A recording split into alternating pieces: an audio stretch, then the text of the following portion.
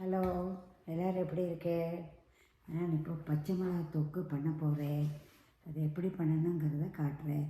இது ஆற்றுல காய்ச்ச காய் 600 கிராம் இருந்தது. ஆனால் இது எருவு இருக்காது. அந்த எருவு இல்லாதனால எருவுள்ள மிளகா ஒரு 200 கிராம் எடுத்திருக்கேன். அடுத்து இதே மாதிரி பொடி பொடியாக கட் பண்ணணும். ஃபுல்லாக மிளகாயை வதக்கினா வெடிச்சுடும். அதனால் இப்படி கட் பண்ணி போடணும். இதுக்கு ஒரு 80 கிராம் பெரிய சாத்துக்குடி அளவு புளி எடுக்கணும். அந்த புளியை கொஞ்சம் வெள்ளத்தில் கரைச்சி வச்சுட்டு இந்த மிளகாய் புளி எண்ணெயை வதக்கி வச்சுக்கணும். வதக்கினதுக்கப்புறம் நல்லா ஆறினதுக்கப்புறம் மிக்சியில் வெண்ணெய் அரைக்கணும். அரைச்சதுக்கப்புறம் நிறைய ஊறுகாய்க்கெல்லாம் எண்ணெயெல்லாம் பார்க்கப்படாது. தாராளமாக எண்ணெயை விட்டு அதில் அதுக்கு வேணுங்கிற மாதிரி கடுகு போட்டு, கடுகு வெடித்ததும் இந்த விழுதை அதில் போட்டு வதக்கணும். நல்லா சுண்டி வெள்ளம் இல்லாமல் சுண்டி வதக்கினா 1 வருஷமானாலும் இந்த மிளகா கேடு வராது. சில பேர் உளுத்தம்பருப்பு அரைச்சி போடுவாள், வறுத்து போடுவாள். நான் போட மாட்டேன். உளுத்தம்பருப்பு போட்டால் ரொம்ப நாளைக்கு நிற்காது. அதனால் நான் இது மிளகாயோட தொக்கோடு எப்படி ஆக்குங்கிறத உங்கள்கிட்ட சொல்கிறேன். 1 by 1 எப்படி பண்ணணுங்கிறத நான் உங்களுக்கு காட்டப் போவேன்.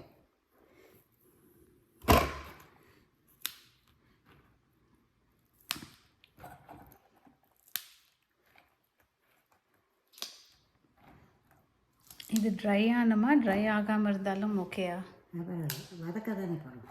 ஓகே, தண்ணி இருந்தால் பரவாயில்ல. தண்ணி இருந்தாலும் பரவாயில்ல. ஏன்னா இப்போ நம்ம வதக்க போகிறோம். நல்லா வதக்கினா அது அரையிறதுக்கு சௌரியமாக இருக்கும். நல்லா ஒரு பிடி கல் உப்பை போட்டு நான் வதக்க போகிறேன். கல் உப்பை போட்டாச்சுன்னா அரைக்கிறதுக்கு ஈஸியாக இருக்கும். வேகமாக மசிஞ்சு அரைஞ்சிடும். அதுக்கு வேண்டியதான் இது. சில பேர் என்ன சொல்லுவாள், பாலக்காட்டில் ஹிட்லர் பாம்புன்னு சொல்லுவாள்.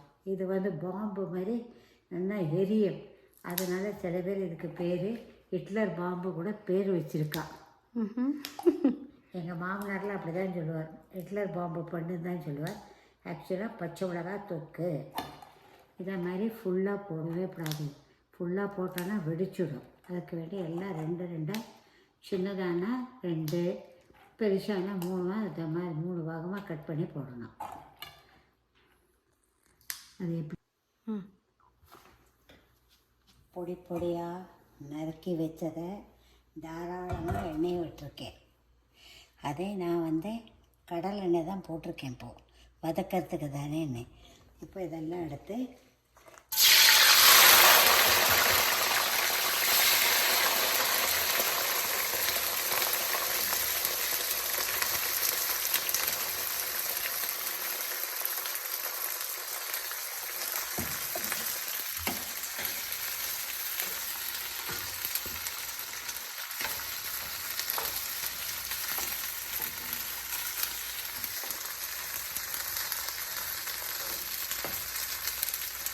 இந்த மாதிரி கொஞ்சம் ஸ்டவ்வில் கொஞ்சம் ஹையில் வச்சுட்டு கொஞ்சம் இப்படி வதக்கிறது.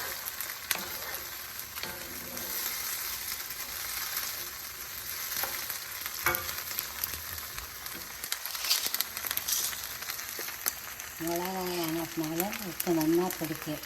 அதனால் இப்போதைக்கு நான் ஒரு கை அளவு உப்பு போட்டுட்டேன். கல்லுப்பு அந்த எலும்பு சாத்துக்குடி அளவு புளி போட்டேனே, அதை ஒன்று அலசினேன். குப்பையெல்லாம் இருந்தால் அதை இதில் போட்டுறேன்.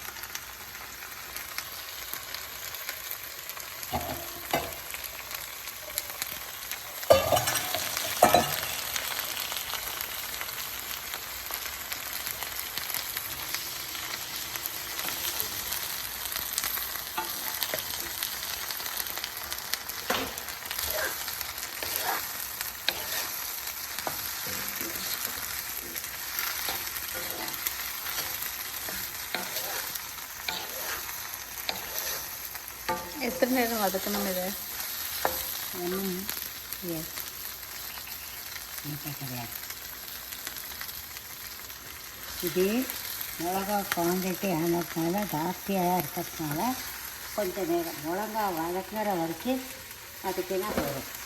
இப்போ நான் வந்துட்டு 800 கிராம்ஸ் போட்டேன்னா ஆற்றுல காய்ச்ச மிளகா 600 கிராம் 600 கிராம்ஸ் இருந்தது. ஆனால் அது எருவு இல்லாததுனால எருவு உள்ள மிளகாயும் போட்டிருக்கேன். நீங்கள் எருவு மிளகா போட்டால் 1/4 கிலோவுக்கு எப்படி வேணுமோ அதுக்கு தகுந்த மாதிரி நீங்கள் போட்டுக்கலாம். இப்போ நான் வந்து இத்தனை மிளகா போட்டதுனால இந்த அளவு போட்டிருக்கேன். நீங்கள் மிளகாய்க்கு தகுந்த மாதிரி இப்போ 250 கிராம் பச்சை மிளகாய் இருந்தால் இத்தனை உப்பு போட்டுக்கிறது. ஒரு சின்ன எலுமிச்சம்பழம் அளவு புளி போட்டாலும் போதும். இது 1 வருஷமானாலும் கேடு வராது. இட்லிக்கு, தோசைக்கு, அடைக்கு, தயிர் சாதத்துக்கு சூப்பராக இருக்கும். தயிர் சாதம் சாப்பிடாத விட இதை தொட்டுண்டா நிமிஷமாக இறங்கிடும்.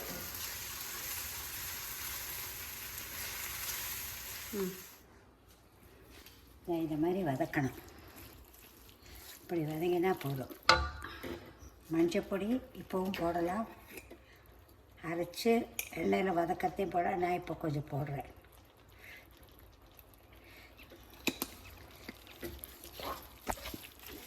இந்த ஷூட்லேயே இப்போ மஞ்சப்பொடி போட்டுக்க இந்த ஷூட்லேயே அது சரியாயிடும். திருப்பி நம்ம அரைச்சி திருப்பி எண்ணெயில் வதக்கிறதுனால மஞ்சள் சோளா வரவே வராது. நான் எதுக்கு இத்தனை குவான்டிட்டி போட்டிருக்கேன்னா எருவில்லாத மிளகாயானதுனால போட்டிருக்கேன். நீங்கள் எருவுள்ள மிளகாயான ஒரு 100 கிராமோ 1/4 கிலோவோ பண்ணி பாருங்க. டேஸ்ட் எப்படி வருது பாருங்க. ஆறினதுக்கப்புறம் பேஸ்ட் பண்ணணும்.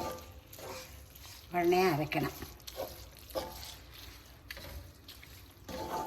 பச்சை மிளகாயும் புளியுமா எண்ணெயில் நல்லா வதக்கினதை இப்போ மிக்சியில் போட்டு நல்லா அரைச்சாச்சு. வெண்ணெயை அரைக்கணும். அரைச்ச விழுத இப்போது நிறைய நல்லெண்ணெய் ஆர் கடலெண்ணெய் எது விடாலும் போட்டுக்கலாம். அந்த எண்ணெய் காஞ்சதும் கடுகை போட்டுடணும்.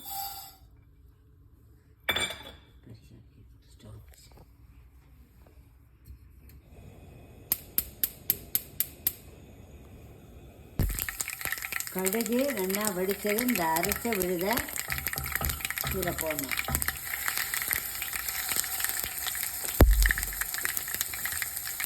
அரைக்கும்போது கொஞ்சம் தண்ணி விட்டுக்கலாங்க.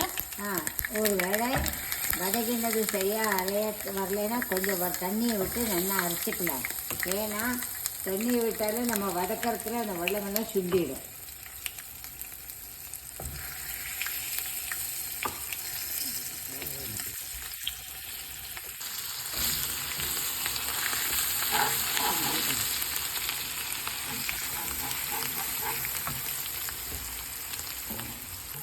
இந்த அரைச்ச விழுதெல்லாம் எடுத்து போட்டாச்சு.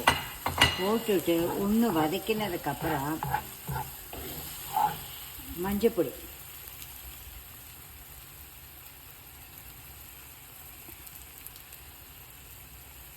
ஒரு ஸ்பூன் வரைக்கும் போடலாம். இது ஆர்கானிக் மஞ்சப்பொடி, நல்ல கலர் கொடுக்கும். ஒரு ஸ்பூன் வரைக்கும் பெருங்காயப்பொடி. இது நல்லா சுண்டை இளக்கணும்.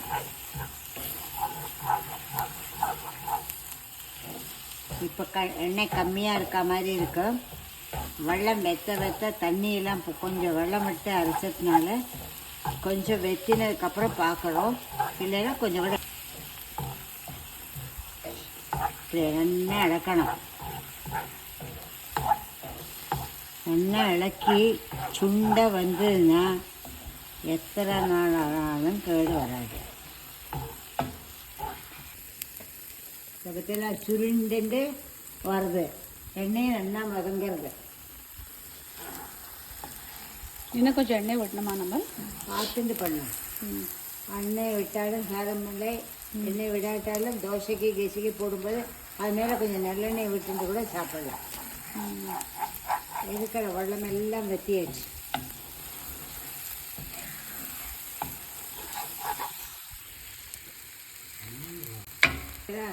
நம்ம போட்டதுக்கு இப்போ பாருங்கள் எப்படி வெத்தின்னு வருது, சுருண்டுண்டு வருது.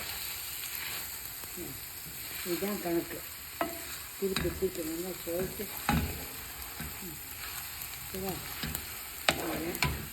இதுதான் பதம். உப்புலாம் பார்த்தோம், உப்புலாம் சரியாக இருந்தது. அழகாருக்கு எப்படி ருசிக்கு தகுந்த மாதிரி நீங்கள் டேஸ்ட் பார்த்துட்டு இது பண்ணி பாருங்கோ. இதெல்லாம் பாரம்பரியம் வழக்கம், பழையசு அப்படிலாம் புதுசே கிடையாது.